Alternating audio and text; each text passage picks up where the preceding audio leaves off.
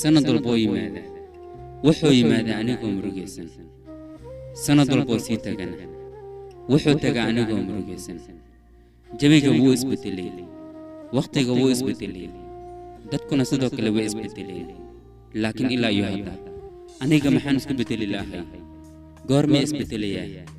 goorma murugadayda farxad isku bedelaysaa aniga dadka waan dhexdhalaa waan la sheekaystaa weliba qalbigaygu meel kala jira waan la qoslaa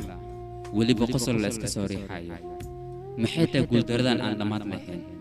haddii aan fiiriyo geesahayga waxaan moodaa inaan keligayga ahay anigoo kumanaan qof ku dhex jira ayaan kelinimo dareemaa ma sixirba mise waa cudur aniga i haya